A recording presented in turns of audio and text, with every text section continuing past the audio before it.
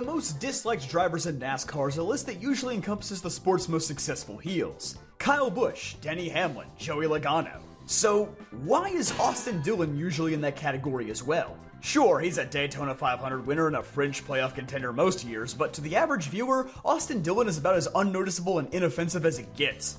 At least when his hair is covered by a helmet. But there's actually a surprising amount of reasons why fans dislike Austin Dillon. So let's take a deeper look into his history. The term silver spoon is thrown around quite a lot in modern day NASCAR. Basically, it's used by fans and drivers alike to describe someone who either paid for their ride or got it purely by family ties. On the surface, Austin Dillon certainly doesn't beat these allegations.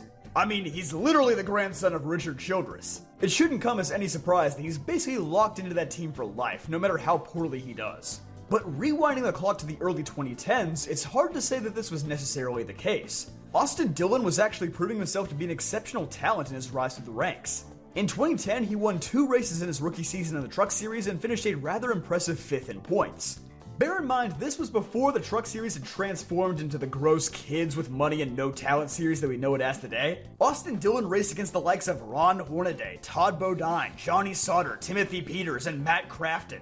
Oh wait, he's still around actually. Finishing top 5 in points against these seasoned veterans of the series was no easy task. And in 2011, he backed it up by winning 2 more races, and this time, he would come away with the championship. The next year, Dillon moved up to the Xfinity Series and won another 2 races, sweeping that year's events in Kentucky. He also had a monumentally impressive 16 top 5s, 27 top 10s, and 0 DNFs, on his way to a 3rd place points finish, just behind Ricky Stenhouse and Elliott Sadler.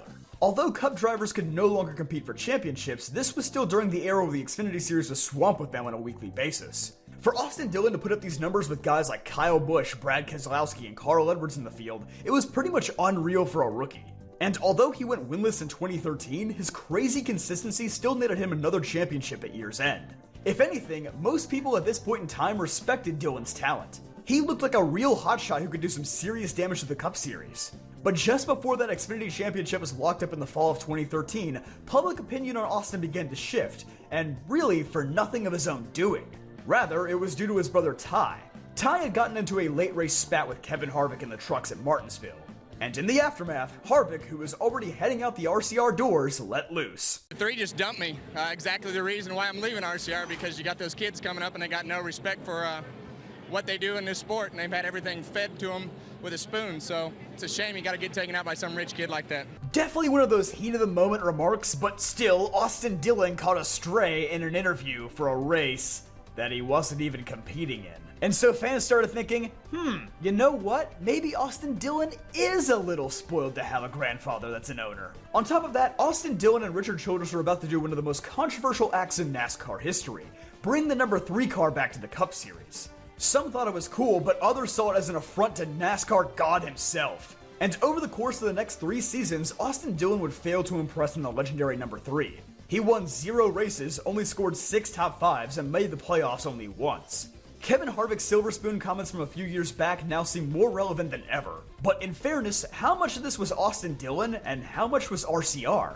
Undeniably, RCR fell off a cliff after Harvick's departure. Sure, Newman weaseled his way into the Final Four one year, but mainly just through avoiding chaos, not on raw speed. Paul Menard also drove a few seasons for RCR, mostly as just a pay driver for his family connections. It was clear that the team was not the powerhouse it once was, and it's hard to pinpoint exactly why. But since the transition happened as soon as Austin Dillon reached the Cup Series, many assumed that Richard Childress began focusing too heavily on his less talented grandson than properly investing in the rest of the team. Whether or not that's actually true, it remains the popular fan theory. By the time Austin Dillon finally scored his first wins in the Cup Series in the Coke 600 and Daytona 500, ironically 2 of the sport's biggest events, it seemed like the Dillon hype train had already crashed and burned. And it hasn't helped that all 4 of his Cup Series victories have been shrouded in dubious circumstances. He won the 600 on fuel mileage, won Daytona by hooking Eric Almirola on the last lap, won Texas by staying out and having his teammate block for him with a package that nobody could pass with, and won the Daytona cutoff race by having Tyler Reddick be the best teammate imaginable, making no attempt to pass him after more than 30 cars had already crashed. Usually, any driver who manages to get 4 wins in their Cup Series career is considered a pretty decent driver. But it's hard to say that any of Austin Dillon's feel very legit. So aside from silver spoons and controversial victories and bringing back the 3-car only to run outside the top 20 most weeks, what other sins has Austin Dillon committed?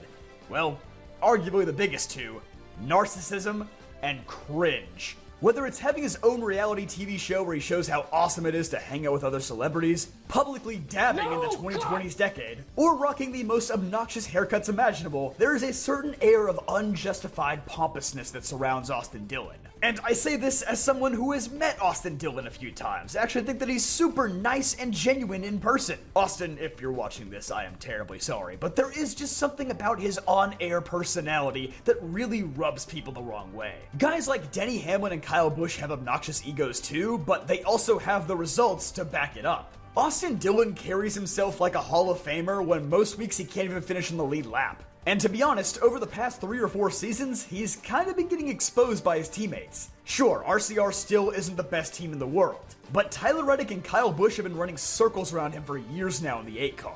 For most fans of RCR or Earnhardt, it's just kinda sad to see the legendary number 3 car become another field filler that likely won't accomplish anything great again. But if there is one point I'll defend Austin Dillon on, he did earn his place in the Cup Series. Is he privileged for having a grandfather as an owner? Oh boy, you better believe he is. But did he make the most of that opportunity? I would say so. He tore it up in trucks and Xfinity. I think any owner in their right mind would have signed him to a Cup Series ride after seeing how much he accomplished in such a short time. But Xfinity's success doesn't always translate to Cup. Sometimes things just don't pan out as you'd expect. And admittedly, if he had raced for any other Cup Series team, he'd probably have been let go a long time ago. But I do think it's unfair to say that Austin Dillon single-handedly led to the decline of Richard Childress Racing. Race teams decline for all sorts of different reasons. Just look at Roush Fenway or current-day Stewart Haas. There are many factors behind an organizational collapse, not just one driver. So what's your take? Do you think that Austin Dillon is overhated or overrated? Let me know in the comments down below. But don't forget to leave a like on this video if you enjoyed, subscribe for more videos just like this one, and check out dailydownforce.com for more awesome NASCAR content.